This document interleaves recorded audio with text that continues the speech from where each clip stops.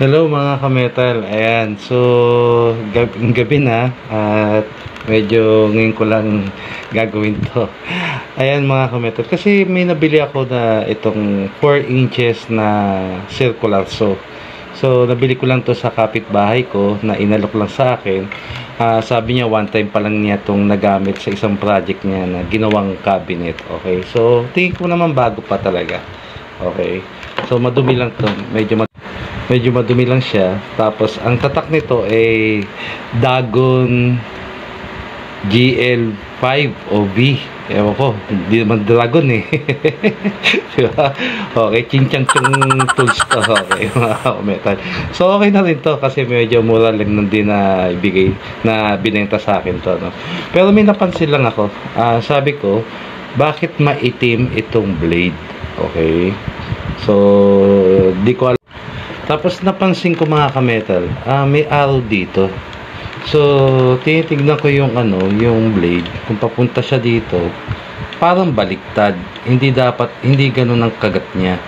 Okay mga kametal, parang tingin ko parang baliktad ko. Supposed to be, dapat dito ang label ng cutting disc.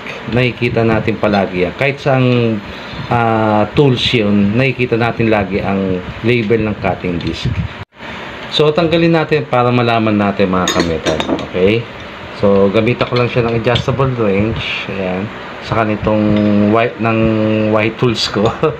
Okay, ano ba tawag dito? Okay, so ayan, so nilugan ko na yan. So tanggalin na natin siya. Ayan. Okay, so hindi to katulad ng iba na may pin or something na so hindi ko alam kung bakit. Kaya okay, kaya yung gamit natin ching-chang naman. So okay lang yan. So ito sobrang itim niya. Ayan. So ayan, kita mo mga kametal. So ito yung label ng cutting disc. So sa tingin ko parang ganito dapat siya. Comment nyo lang kung tama ako o mali lang talaga ang kabit ng cutting disc na to. Kaya nagganito siyang nangitim mga kametal. So hindi tayo expert hindi natin talaga alam. Pero susubukan ko to. Okay, para malaman. At ito yung binili natin na bagong cutting disc na 4 inches. Sunrise ang tatak niya. So baka naman sunrise. So, hindi naman sinasabi mag-sponsor kayo. Ayan, no? So ito, buksan na natin to. Ayan. So ito, makikita nyo, huwag nyong iwawala yung ganito mga kametal, yung sing-sing. Ayan, kasi spacer to dito. Okay, napaka-importante yan. Okay, so ayan, naibalik natin yung sing-sing. Ayan mga kametal. Ayan, so importante yan dito. So testingin natin. Ayan, so saktong-sakto naman siya. Ayan, sakto naman siya mga kametal. Ayan, no? So yung sing-sing kailangan nandyan yan. Kailangan nakalapat siya. Okay, so yan ang pagkabit ng mga sing-sing na yan mga kametal. Ayan, so kita nyo naman hindi siya nakalutang. Okay, so balik natin itong. So ayan, kabit na natin itong lock. Ayan. Ito pila. Ayan. So ayan, ipitan lang natin. Ayan. So gamitan natin ulit ng tools. Mahikitan. Ayan.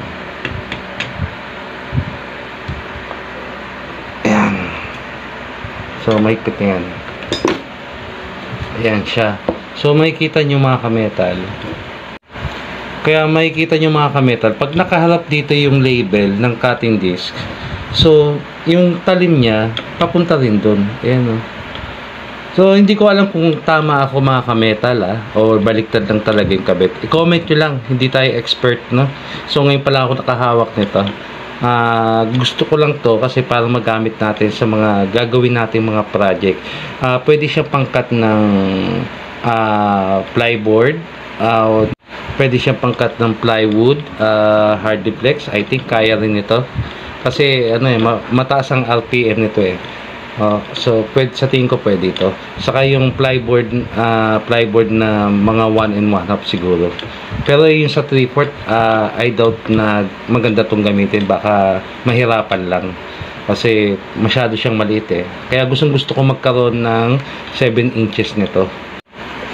So, baka may gusto mag-sponsor. Open tayo, mga kametal. Ayan.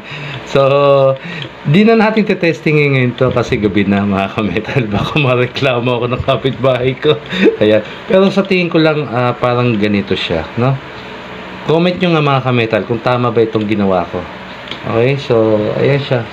Okay? So, maganda naman siya. Ayan. So, abangan ninyo kung saan kong gagamitin itong tools na to, mga kametal. At ito nga pala mga kametal, itong cutting disc, in-order natin to kay Bro Ronilo. Yung palaging nagdadala sa akin ng mga cutting disc na pang putol natin ng bakal. So, sa kanya ko rin ito in-order. Talagang maaasahan mo yung si Bro Ronilo. Ayan mga kametal. Baka magtampo. At hindi ko naman siya ma-shout out. Ayan. So, ito yung kanyang Facebook page. Pagka kailangan nyo ng mga ganito, taga